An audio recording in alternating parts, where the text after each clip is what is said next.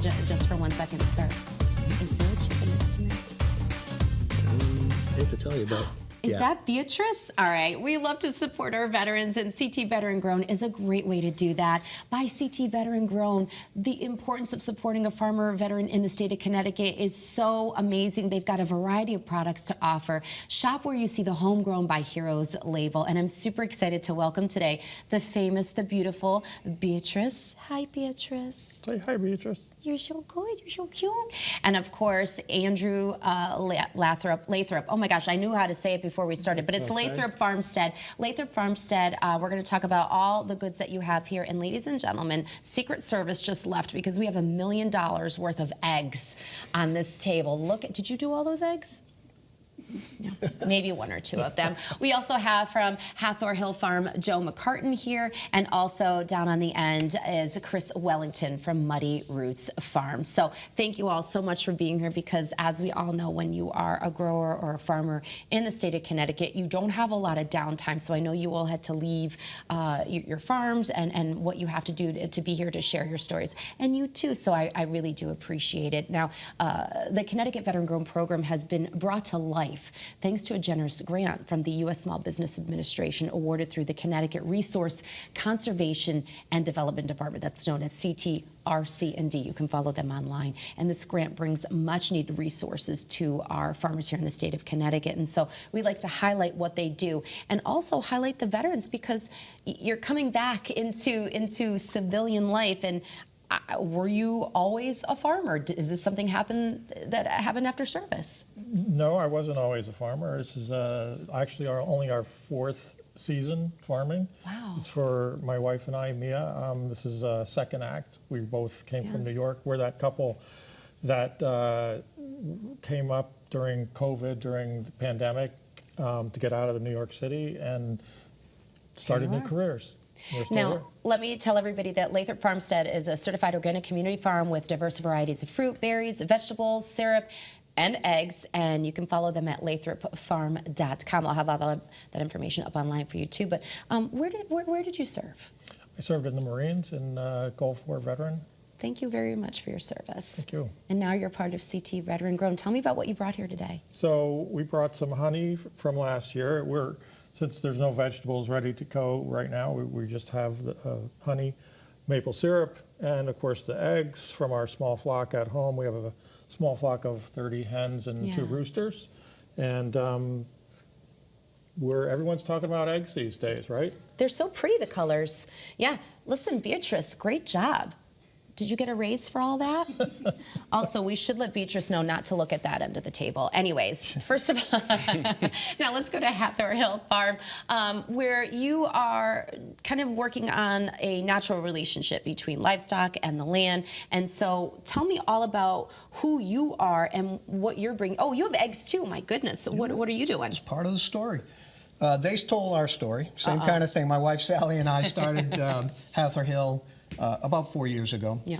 We try to balance the idea that we do pasture-raised beef, but we also do pasture-raised chicken, using the chickens to help improve the pastures so that the cows have better forage to eat, which increases the amount of soil organic matter, which is all chicken poop is good. I know that. Chicken poop is good for fertilization. I'm telling you. And you have some mushrooms here, too. And the same thing. The mushrooms, the chickens eat the mushrooms that we have that are excess, and we also use them for compost. So we have like lion's mane, chestnut, oyster mushrooms. But our main products are the beef, the eggs, the chicken. And how can we follow you? And then I want to ask you your story as well. Where can we get to you? We have a website, hathorhillfarm.com. Great. We're on Facebook, same thing. Follow them, please. And where did you serve? I was Air Force, so I was mostly in command centers trying to keep these guys sort of safe. Although I was in the first Gulf War. I don't know which one you were in. That's the one. Yeah, okay, so we're trying to help you. Oh, well, thank you very much. And I love the banter back and forth. They all love each other. And I want to get to our last farmer here today, Chris Wellington from Muddy Roots Farm on Northford Road in Wallingford. It's been in the family since the 1700s, dairy farm, over 100 acres. Tell me what you've brought today, and thank you for being here. Thank you for having me. So hi, I'm Chris with Muddy Roots Farm. We are a very diversified farm in Wallingford. We raise pastured poultry for meat, forest raised pork, We do a pretty big seedling sale coming up here in the spring, as well as about an acre of vegetable production that we sell at our farmers market in Stamford, as well as through a small CSA off the farm. And how can we follow you online to get connected to you? We're pretty easy to find. MuddyRootsFarm.com is our website. We're on all the socials. That's pretty much it. And where did you serve? I was in the Marine Corps as well. Oh, wow. Yep. Is that the URA? It is. That's URA, and thank you so much for your service. I know we're talking to quite a few of our farmers here today, and you can visit ctveterangrown.org for more information. But I just want to quickly, if I have time, and I'll ask our producer, Becky, but I'd like to ask you each the same question. And what was it like kind of reinventing yourself and coming back into civilian life, especially into this arena? How was that for you? Well, I would say it wasn't entirely challenging. You get so many good tools from being in the service, and I wouldn't say infantry necessarily translates to farming, but there's a work ethic and there's methodologies and things like that that sort of translate into how we farm and what we do, and it works out. Yeah, and you? I couldn't agree more. Like, I was actually nervous, thinking, how am I going to compete, when I come into the civilian world, and is this actually going to translate? And it's probably going to get me in trouble for saying this, but honestly, I felt like I was a step beyond most of the people that I came along, like, because of the things, the discipline. Because you had that structure. Yeah, the big picture view that you're kind of trained to have. Right. So I think it helped. Yeah, I mean, these guys said most of it. The farming is a fantastic place for veterans to be. We're really good at being uncomfortable. We're really good at problem solving, making decisions. It's a great fit. And I would also like to ask your relationship with CT Veteran Grown, because I really, from the start of this, I was definitely a part of getting people connected with different farmers, because my heart is so into helping our veterans. What has that meant to be a part of CT Veteran Grown?